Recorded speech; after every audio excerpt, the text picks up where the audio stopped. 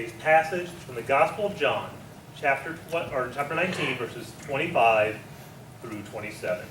John 19, 25 through 27. Near the cross of Jesus stood his mother's sister, Mary, the wife of Clopas, and Mary Magdalene. When Jesus saw his mother there, and the disciple whom he loved standing nearby, he said to his mother, "Dear woman, here is your son." And to the disciple, "Here is your mother."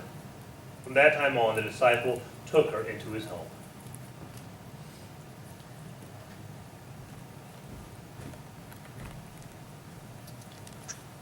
I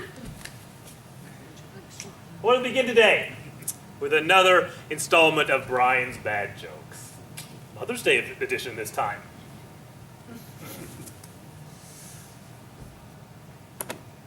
A young boy went over to his friend's house and knocked on the door. Friend's mother answered the door, and the boy said, "Can Dale come out and play?" And the mother said, "No, he doesn't feel very well today." And she closed the door. The boy knocked again. Again, the mother answered the door. The boy said, "Can Dale's football come out and play?" Another one. A little boy went to school at the end of summer vacation. The first day of school at 11 a.m., his mother got a call from the teacher saying that he was just constantly misbehaving. The mother said, "Hold on. I haven't been home for 3 months, and I never called you to tell you it's trouble." Last one. A teenage girl volunteered to babysit for a friend of her mother so that the couple could have a night out. She went over, she took care of the kids. When it came to be bedtime, she sent all the kids upstairs to go to bed, and she sat down to watch some TV. About 9 o'clock, there was a knock on the door. The girl answered the door. It was a neighbor lady. And the neighbor said, "Is my son here?" And the girl said, "No," and closed the door. Knock again. Same woman said, "I'm still looking for my son." And suddenly a head popped down from upstairs and said, "Mom, I'm here, but you won't let me go home." Today we celebrate Mother's Day. And this is a day designed to give honor to our mothers. Today I want to talk about Mother's Day and what it means to be a parent. I'm going to focus mainly on mothers, but I think everything I say today applies equally well to fathers. There's 3 things I want to talk about in Mother's Day. First, what makes a mother? Second, why are mothers valuable? And third, how do we celebrate Mother's Day? First, what makes a mother? What do you think? When you first hear that question, what jumps into your mind? What makes someone a mother? Imagine a lot of us think of biology. A mother is someone who has given birth. That's the way our culture thinks. It's worth noting that not every culture in history has thought that way, and that's not really the biblical approach to motherhood. I understand how we get there. It's easy. Giving birth is a visible event that marks a change in someone's life. That a woman is not a mother before she gives birth, and she is a mother after she gives birth. That's simple. But I think most of us know that life usually isn't that simple. And the biblical account recognizes this complexity, and it does not define motherhood based on biology. In the Bible, a mother is not simply someone who has given birth. Motherhood is not based on biology, rather it is based on a relationship. A mother is someone who loves her child more than herself. Throughout the Bible, motherhood is defined by love. We see that in today's passage. As we look at the story today, Jesus was hanging on the cross. And the disciple he loved, that is John, was there, and so was Jesus' mother. And Jesus looked down at them and he said to his mother, Mary, "Dear woman, here is your son." And he said to John, "Here is your mother." Notice how Jesus said that. There were a lot of ways he could have communicated this idea. He could have said, "John, take care of mama." I think that, or some version thereof, is how our culture would probably say it. Or he could have said, "John, treat Mary as your mother." That's not what he said. Jesus said, "Here is your mother. This is your mother." Jesus was not satisfied with a service-level relationship where Mary was just somebody who stayed in John's house. Jesus said that Mary is John's mother and John is Mary's son. Because the mother-son relationship was not defined by biology.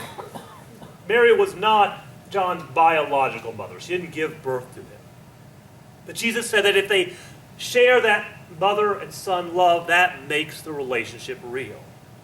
Throughout the Bible, being a mother, being a father is defined by love. My favorite example of this is in the book of 1 Kings, the famous story of Solomon's wisdom. Two women came before King Solomon with a baby boy, and both claimed that they were the mother of the child. Solomon famously said, "Cut the boy in half." The dishonest woman, the woman who cared more about herself than the child, said, "Fine, and neither of us will get it." The child's actual mother, the woman who cared more about the boy than her own happiness, pleaded with the king, said the other woman could raise the child as long as he was unharmed. And Solomon said that this was the boy's true mother. Now, as far as we can tell from this story, Solomon could have gotten the biology wrong. There's nothing in the story to tell us that the woman who cared for the son was actually the woman who gave birth to the boy. I assume that's how it happened, but the Bible doesn't tell us that. Because from Solomon's point of view, it doesn't matter.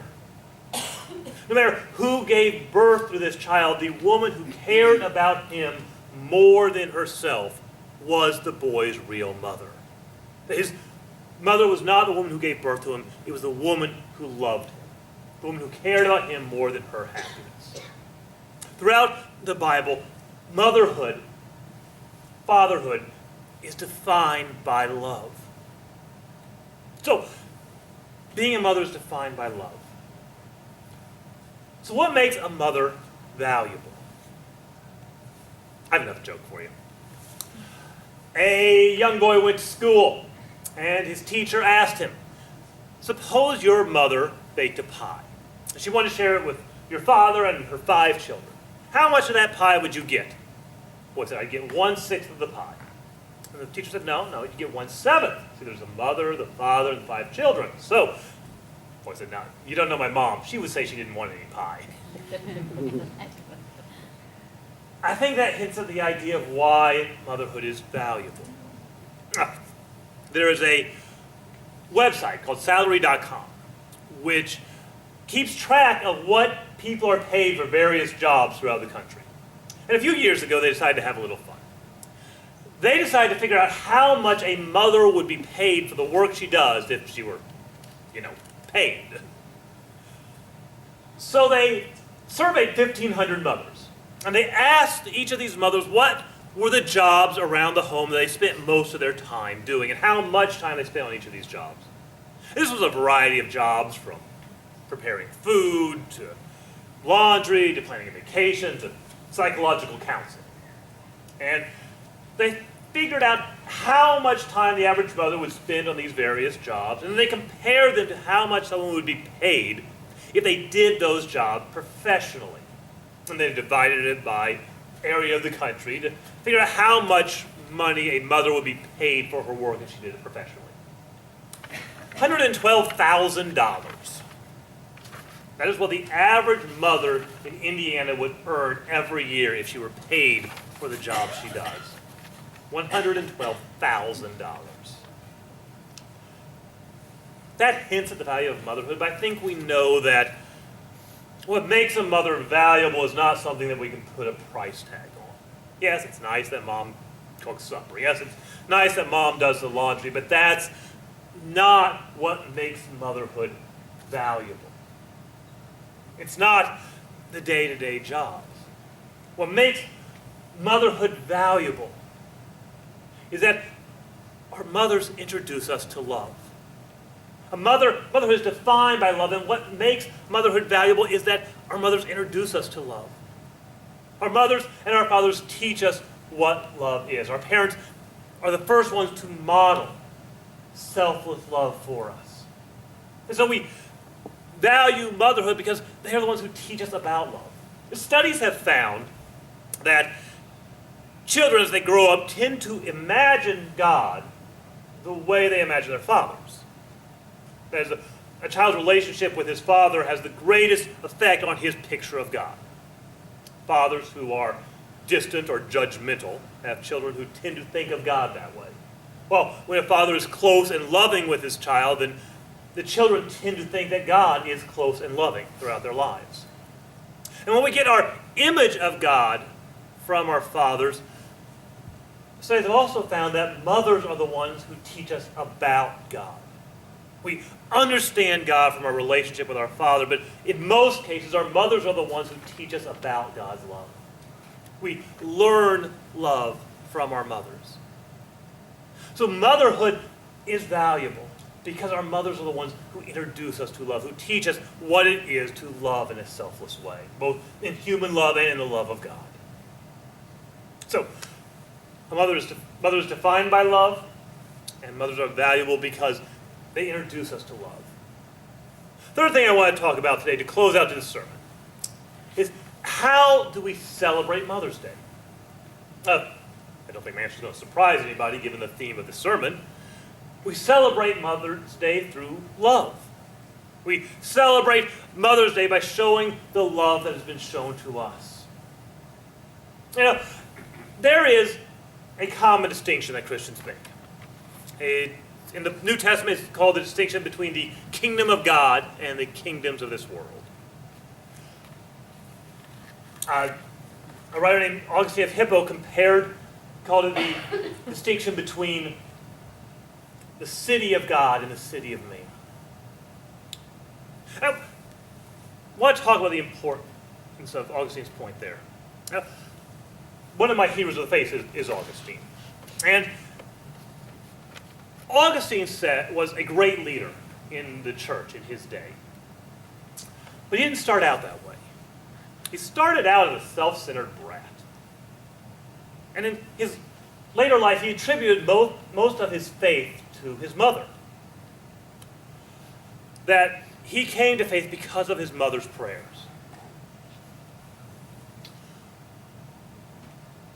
What is his greatest work? The Confessions of St. Augustine. Augustine wrote about how his mother was constantly praying for him, worried about her brilliant but undisciplined son. At one point, his mother went to the local priest, and she asked what she should do for her son that seemed to be lost. And the priest said to her, "Go on, leave me alone, because there is no way that the child of such tears would ever be lost. Just go and live as you are living." I think that hints at the celebration of motherhood and the value of motherhood. That we understand love from our mothers. By the way, mothers, fathers, pray for your children. Augustine's mother was told that her son would be saved because of her love and her prayers. And parents, pray for your children.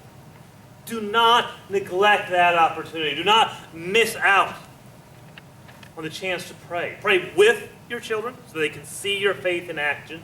And pray for your children when no one else is around and only God hears your prayers. But pray for your children. Augustine also mentioned there's a difference between the city of God and the city of man, the believer and the unbeliever. As we celebrate Mother's Day today, I think one of the most important aspects of that difference can be seen in Mother's Day. That is, the world, the unbeliever, looks at Mother's Day and says this is about honoring and loving mothers and focuses on what they can get. From the unbelieving point of view, Mother's Day is about what the mother receives. From the point of view of the believer, from the church, it's more about what we give. And Mother's Day is for loving and honoring mothers, and it's focused on giving that honor. Even if you are a mother, this is a day to give honor and to give love. It doesn't really matter what we do today. It's not about gifts and things. What matters is that today is an opportunity to celebrate love and to give love and honor. To remember what our mothers have done for us and to honor that. So today, Celebrate your mother. As we go out from this place, remember what motherhood, what fatherhood is all about. That it is defined by love. That it is valuable because of love. And so, show that love. We learn what selfless love is from our parents. You know, one of the most common ways the Bible talks about God's love for us is to compare that love to the love of a parent for a child. I don't think I really understood this until I became a father myself. But we see God's love modeled in the love a parent has for their child. I think one of the reasons God established a family unit is so that we would see this model of his love for us. Today is a day to celebrate that love, to remember the love that God has shown for us, and to see that reflected in the love our mothers have. So celebrate that love. Motherhood is defined by love. It is valuable because of love. As we celebrate Mother's Day today, show that love, give that love, reflect the love that God has given us.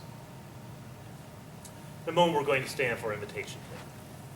As we stand to sing, if that love is something that's lacking in your life, if you are looking for a father who is always there, who is ready to show that love, you're looking to expand the love in your life, to know the God who loves you, you have an opportunity. I ask you'll stand with me now for our invitation hymn, which is number 336, Jesus I Come. And we're just going to sing the first verse.